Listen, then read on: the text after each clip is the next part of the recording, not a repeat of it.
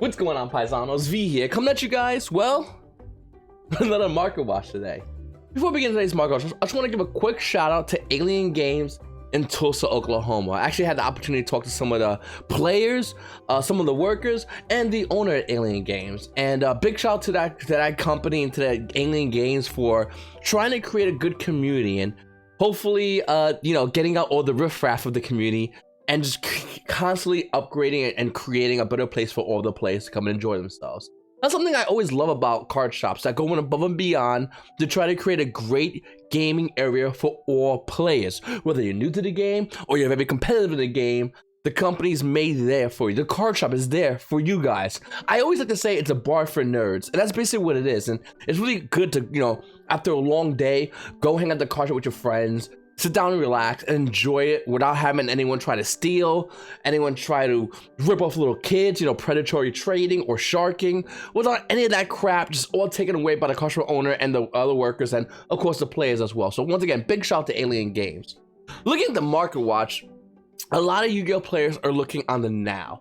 And I think that's something that really sets my kind of content apart from anyone else's.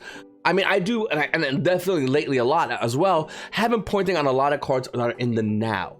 Cards like Lightning Storm Prismatic with a $430 market price, or the regular version of Lightning Storm hitting almost near 100. And look at this, it's 146, then it's 150, and then it's 160 for Lightning Storm, a regular secret rare. This card has exceeded almost every price point, higher than Ash Blossom, higher than Dragonic Diagram, higher than Fantastical Dragon Phantasme, higher than Pot of Extravagance.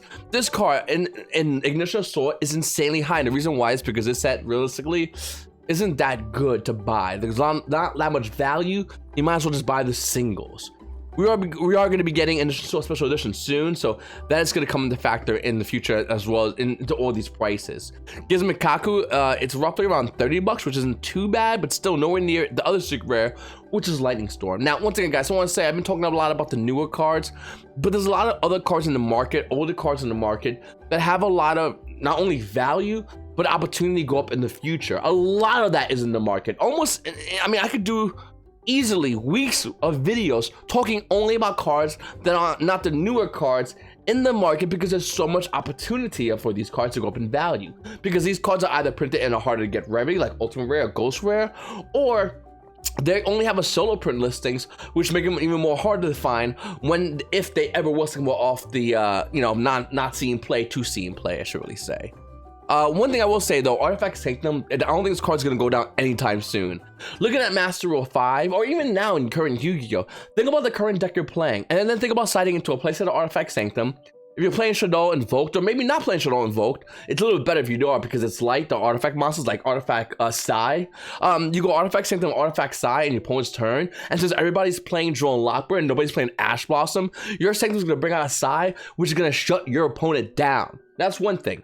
Now, let's say you're running Trap Trick to get Artifact Sanctum out, even better. Now, let's bring us into Master Rule 5. You're running Trap Trick to get out either Artifact Sanctum, or you're running Trap Trick to get out D-Barrier. So, once again, I think moving forward into Master Rule 5, this card gets even better, but I do think this card right now is a hidden gem that not a lot of youth players are focusing on, because they're focusing on these other cards to try to control or go against the cards that beat them. Not realizing that if you play something like Spirals or Invoke Shadows or Salamangreats, if you run this Artifact Sanctum package, you're going to shut your opponent down, and if you resolve a Sai against your opponent, that game's done. And I always think this card's really good for the side deck. I'm not a big fan of this card in the main deck, but nevertheless, this is still a phenomenal card. Going first, this is the kind of card you want to see in your opening hand. You want to set it. The minute your opponent draws, you literally say Sanctum. Do you have this? Do you have the Ash Blossom? Because if they don't, this card is huge in bringing out Artifact Sai and knocking out your opponent. Looking at Stardew Seafree recently, guys, I've been talking about this card forever. I mean, anything dragon-wise goes up, this card goes up with it because it's so good for dragons. And we're seeing that. Stardew Seafree with a $43 market price, currently is roughly around $44 to $45. This card's not going to be slowing down. I think moving into Master Rule 5, this card will only get higher in value. I do think this card's a great target for a reprint in the 2020 Megatins, but until that time happens, up until Nationals, I wouldn't be surprised if this card stays stabilized in price and not even goes even higher. Then we have Cash Track and Living Year at an OTS on Pack 12 with a $37 market price. Light Play Unlimited is about $38, and then it quickly goes up to almost $39 for this card. I said it before, I'll say it again. Starly Shifu is a great card for Dragon decks. Cash Dragon Lemonade is also a great card for Dragon decks. Not only can it rip a card out of your opponent's hand, any card that rips a card out of your opponent's hand are either banned or they've never been good to begin with. Cash Dragon Lemonade used to be good, and I think it's just waiting for a deck for it to go in for it to be good. And I think moving forward into Master Duel 5, I would not be surprised to see a deck abusing this card's ability to rip a card out of your opponent's hand. This card's insane. Or you go in second, you use the other ability of banishing both light and darks and destroy 2 cards on the field. Once again, this card's absolutely a blowout card. I don't understand why this card's not going higher in the market. It was at, I think, about $30 in the market, 33 roughly, and it did go up because it's seen on one of in the Rocket deck, but I do think this card is not done. I think this card's gonna go a lot higher in the market, so if you don't have your set of this, you might want to consider it. I do know, and people are probably already commenting, Cash Dragon Levinia might be getting alternate art in Duel Overload. Sure, but what's a higher rarity? Alternate art or ultimate rare? Let me answer the question. It's always going to be ultimate rare. Unless Konami decides to make ghost rares and makes this card a ghost rare, the ultimate rare version of Cash Dragon Lemonade would always be the higher valued card. So maybe it might drop down a little bit, but it will go back up in value the second you players realize this card belongs in an X or Y deck. So keep that in consideration for this one. Looking at Chill Burst Dragon, this card actually got me kind of surprised. This card used to be like $10. Looking at it right now, it's roughly around $2. Chill Burst Dragon common's about 20 cents. I'm dead serious. I already own my 1 copy of this card. That's all I'm gonna get. But this card realistically is really cheap right now, and this is something I also might recommend for you guys to pick up if you don't have any at all. Looking at Duel Saga, which is the predecessor to Duel Overload, I think if Konami reprints the same kind of ultra rare rarity for these, a lot of these cards are going to be worth money. The other day I mentioned about how the minute we saw a ban card in Duel Saga, it came off the ban list. Looking at Duel Overload and the chance of we might be getting some cards that are banned currently on there, a couple of things are going to be happening. First, let me just throw some things out there for you guys. Konami's working with content creators to go ahead and release videos of the content creators featuring cards that are on Duel Overload, which I am worried about heavily, and here's why you should be as well.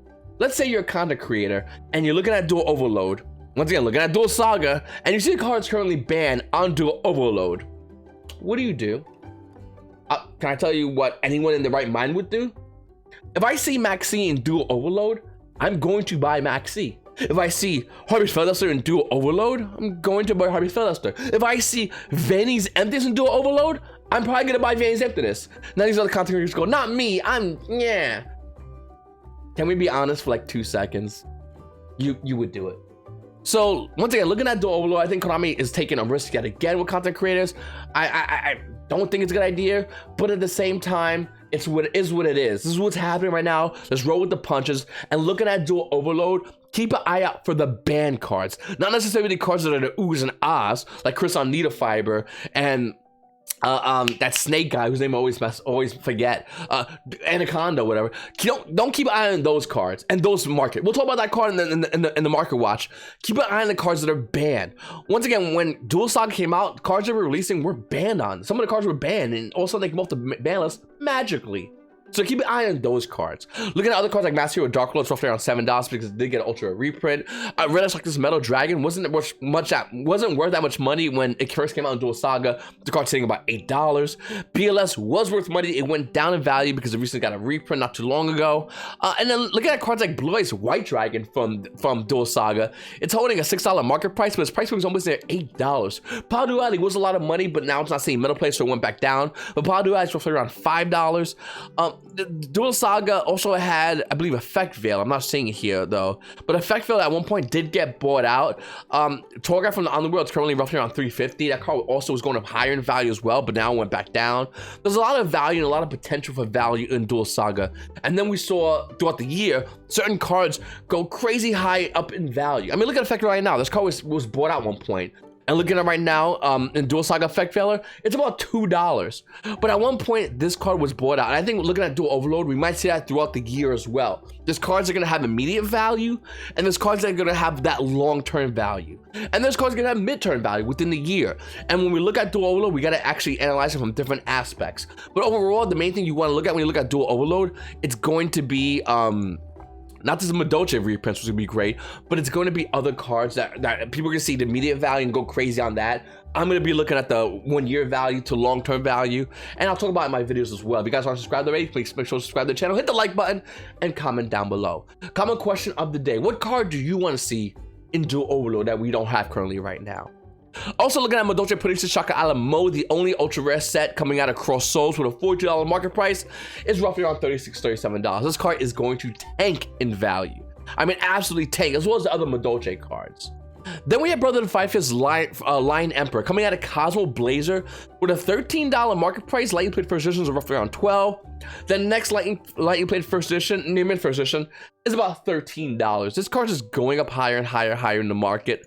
And then we have Gale Dogdra coming out of Absolute Power Force, a solo print rare. And this is the kind of cards you would think Konami would reprint already in like an OTS pack or maybe in a Duel Saga upgrade. But we have not seen a printing since its initial printing at an Absolute Power Force when it was a rare. Mark says this card at $4 for a rare. Neiman Unlimited is roughly around $1.50, and then Neiman First Edition is roughly around almost near $5 for Gale Dogdra. Then we have Pot of Desires coming out of OTS Opponent Pack 11, the Ultimate version, with a $73 market price. But being the fact that Shadow and Invokes are using this, and as well as other decks, and I think future decks, even the Master of 5, will be using this. The current value of the card is roughly around $86 for 2 listings. The next listing at that, it's roughly around $90, and then after it breaks the 5 and 7 wall, 7 wall has it at $95, by the way.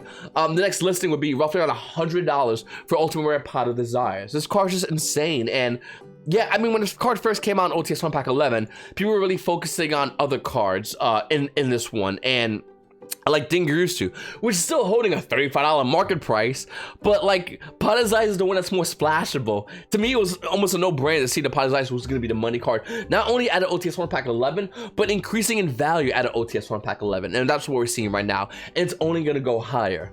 Looking at Star Dragon from Duel Genesis Ghost Rare, currently with a $114 market price.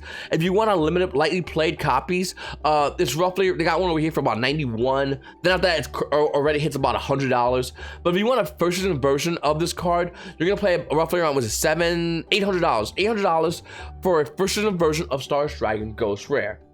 Looking at prismatic or whatever the Konami wants to call it, prismatic secret, Star Shatter, whatever, prismatic secret rares in the core sets like Appaloosa or IP Masquerena, I think that's the future. I think there are what Star Dragon will be. Okay, so Star Dragon right now, I'm just correct my words, Star Dragon right now is roughly around $800 because it's Ghost Rare. Konami's not making Ghost Rares anymore. Now they're on this whole thing of prismatic secret rares in the core sets.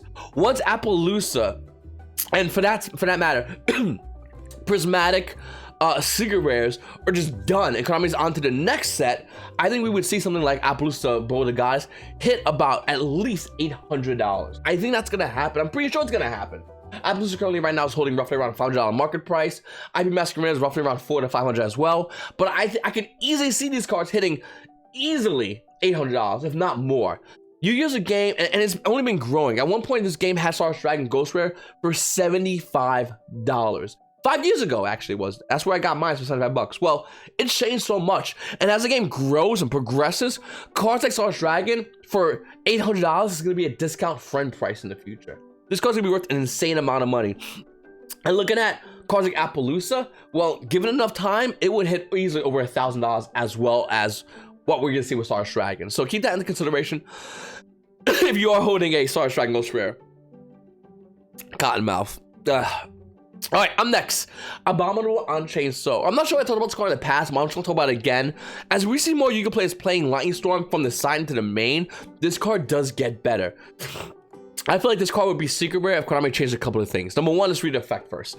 You're going to spend summon Abominable Unchained Soul once per turn. If a card or cards you control is destroy a battle or card effect, you can spell summon this card from your hand, which is a great effect. If this card is supposed to summon, you can discard one card and destroy it. I wish this was a once per turn, non-item play turns kind of effect. I feel like that would make this card more of a secret rare value than what it currently is. I feel like that's the key thing. Once per turn, the end phase, this card is in the graveyard because it was destroyed on the field, sent to the graveyard. Once again, I feel like if the effect set, if it was sent from the field to the graveyard, and once again, I'll make it a lot more better. You can summon this card, place it on the bottom of the deck when it leaves the field. So this is still a really good card. But I feel like there's certain times your opponent will just do something like a lightning storm. You can bring it out, which is great. It's a 3K body, which is awesome. But I feel like there's in the game right now, we have so many ways to get rid of opponent's monsters without necessarily destroying them. And I feel like this is still a great card. Definitely hold your place if you don't have it. Maybe even consider RO9 this card.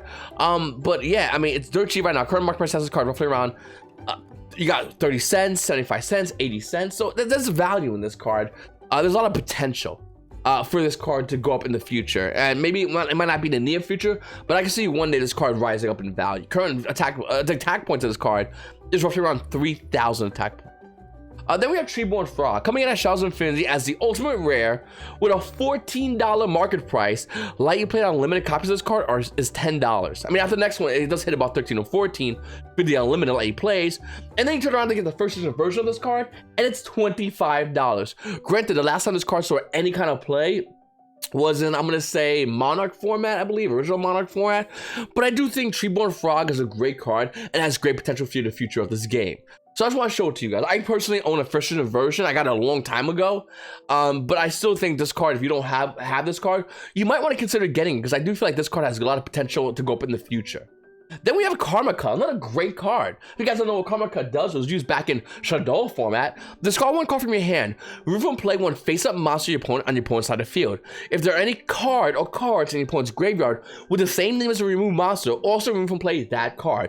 It's a regular trap, so you can still use it with Trap Trick. Also a rare add-on Shadows of Infinity. $5 market price. Light you played unlimited is $2. We'll say $3. For an ultimate rare at a Shadows of Infinity Karma Cut. This card's insane.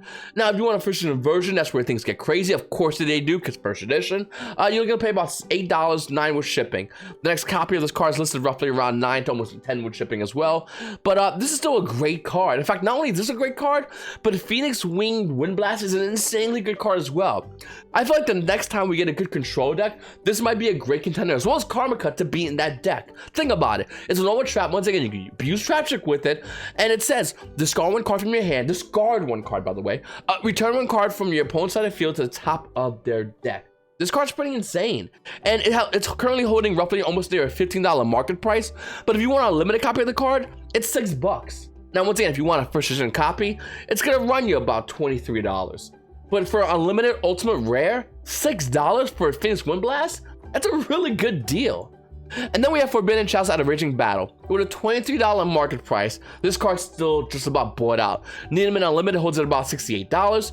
And then they got Italian first edition, it's about $90. The next Needham Unlimited is roughly around $91. I'm not even joking, you need to sell this card. This card's seeing zero meta play. It saw meta play last format, and that's why everyone ran and cleaned up the market, but it's seeing zero meta play. You should be selling this card. I always say keep ultimate rares and hold them, but when ultimate rare reaches value, that makes absolutely zero sense because it's not seeing almost any meta play whatsoever. You need to sell this. You can sell this and put in the other cards like Karma Cut, Phoenix Windblast, these cards that actually maintain good value. This is not gonna hold that value of $68. It will go down in value. I do notice it came out of Raging Battle, but there are a lot of you players right now who has this card in their binder who doesn't realize that this card's currently $68 for Name It Unlimited. Not to mention first edition copies, by the way. So I think they're gonna want to cash in, and they're gonna want to load this card online or load it to vendors who would then load it online, and the value of Forbidden Chalice will go down. Another great card is Quackimero Drago. Come out of Raging Battle Ultimate Rare with a $14 market price. Unlimited copies of this card, $12. Now, if you want to get a first edition copy, once again, you're going to see a substantial price increase. It's going to be about $16. So, I mean, okay, not as substantial compared to Karma Cut and Phoenix Windblast, but it's still relatively substantial in value. Quackimero Dragon, in case anyone doesn't know what effect, it says, during each of your end phase, destroy this card unless you send one Iron Core or Quackimero from your hand to the graveyard, or reveal one dragon type monster in your hand. Light and dark monsters cannot be special summoned, period. I really like this card, and I feel like this card is very format unique, but it has shown play not too long ago in our format. And to be honest with you, this card is relatively dirt cheap. I would not be surprised if this card sees play in the future of the game. And at the Ultimate Rare coming out of Raging Battle, I believe that was the same set as like Black Wings when they first debuted. I could be wrong. Power 2 Dragon. Oh my god, that was old. Maybe I'm wrong about the Black Wings, but I still think this is a great set. It's an old set. Look at Ojama Country, by the way, with a $6 market price. The rare Ojama Country, it's like $6. That's absolutely insane. I could be wrong in the black. Maybe I am wrong in the black ones. I thought black ones were in Raging Battle. Anyway, it's still a great card, Quackimero Dragon. I think once again, once the format realizes that it could use this card and abuse it, it's going to. And those prices are going to be clean off the market. Oh, there it is. Blackwing Blizzard was in this set. I'm pretty sure all the Blackwings are in this set. Anyway, up next, guys, we have Ancient Fairy Dragon, a Ghost Rare added Ancient Prophecy. Now, yes, this card is currently banned right now. But I don't care about whether the card's banned or not, because banned cards eventually come off the ban list, for the most part. Look at Ancient Fairy Dragon. With a $36 current market price, right now you get an unlimited copy of the card for about $33 to $35. Now, once again, if you want a first edition version of a Ghost Rare card, it's always going to run you more money. The first edition version of this card is $230. So, once again, $230, and by the way, that's one listing. Next listing is at $270. After that, you're looking at $300, then $350. It just increases insanely high after a while. But look at Ancient Fairy Dragon, unlimited right now, you can get it for $34 to $35 for an unlimited Ghost Rare card of Ancient Fairy Dragon. That's absolutely ludicrous. Now, once again, yes, this card is currently banned, but I do think there'll be a time when this card can come off the ban list. Look at Terraforming. Terraforming was basically this card with the field spell. I mean, this card also had another effect while summoning a level 4 monster, which is also pretty insane. But this card also helped you get field spells and cycle. It just did a lot of crazy things. Also good in time. Look at Ancient Fairy Dragon. I think there'll be a time the Konami would take this off the ban list. And if that does happen, anyone holding a Ghost Rare card, as time goes on, we are seeing them get even more expensive for the first editions. Let me throw something out there for you guys. The minute the first editions are gonna reach some insanely high numbers, the collectors and the competitive players at the same time will go in and grab the unlimited Ghost Rares. And unlimited Ghost Rares don't have walls. I mean, you want to call 3 a wall for unlimited Ghost Rare? Go right ahead. It's still pretty crazy. And then you're going to see the unlimited Ghost Rares hit $230. And then you're going to see the secret rares, first edition, probably hit about $500 to $600. Wouldn't be surprised if that does happen, because if this card wasn't see any play, or even if it was come up the bans, the hype alone would just increase this card's price tenfold. Anyway, next, guys, we're talking about Scapegoat from OTS One Pack 8. I talked about this card, I believe it was yesterday. Oh my god, I talked about that quickly. The current market price of Scapegoat Ultimate Rare added OTS 1 Pack 8 is $32. Looking at it right now in the market for Neiman and Lightly Played, there's one over here for about $35. After that, they hit about $39. It's just the market, the paisanos, everybody's going in and buying this card. I mentioned before, I own 6 copies of this card. I did not buy any more after I made a video yesterday and talked about it. I just said, hey guys, GOAT format, Scapegoat Ultimate Rare. I just connected dots for you guys. And I did say, this is a card I am personally looking into. This is a card I think is going to be one of the biggest blowout cards moving forward in the game of Yu-Gi-Oh! And I provided all my sources of why and everything about that in my video I did yesterday. So if you guys haven't checked that video, that previous market watch out, check it out. I talk about Scapegoats and I go into detail about it. But yeah, it makes no sense to me why the card was even lower to begin with. The card's showing roughly around a $32 market price, but at one point it was even lower than that. It was like $23. And now we're seeing Scapegoat rise in value. To be honest with you, look at the price right now. There's 1-page listing with the Neiman and Lightly Played listings of this card. I would not be surprised if this card gets bought out. It would not surprise me or anyone whatsoever. The only thing I do is point at something and go, we still do Go format, right guys? That's a thing. It's named after Scapegoat. You play 3 of or 2 of. You play Goats? Now, I personally don't like the fact that Go format cards will get inevitably bought out and will hit insanely high numbers. I always don't like that. I hate that. The rarity hoard me wants to buy it max rarity, but at the same time, it is a pain. So hopefully we see Konami start reprinting more gold cards, like, I don't know, Metamorphosis. Because a card like Scapegoat, Konami's not gonna go, yeah, it came on OTS 1 Pack 8, we'll make it an OTS 1 Pack 13 as Ultimate. They're not gonna do that. But look at other cards like Metamorphosis, which is hitting a crazy high value. Check it out my video yesterday, I go into that. I wouldn't be surprised if Konami reprints it at the same value.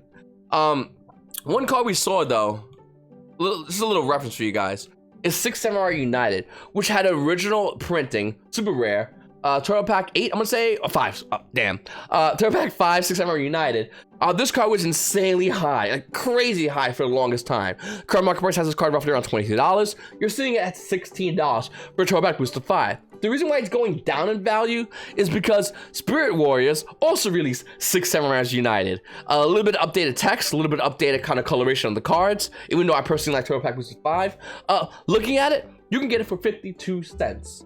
Now imagine 6 Samurai United was, I don't know, $250. Would it maintain a $250 price point if Konami reprinted this card as a super rare? Of course not. I mean, look at the super rares, it's dropping already. So once again, looking at cards like Metamorphosis, if you own Metamorphosis, you'd probably be sweating every time Konami releases, I'm gonna say, a sub-core set, a subset. And you better be looking at that subset a lot harder than anybody else, because some of your cards that are gold cards might be on there. And if that's the case, the value will go down. Will it go down to like 50 cents? Probably not. But it would definitely go down substantially.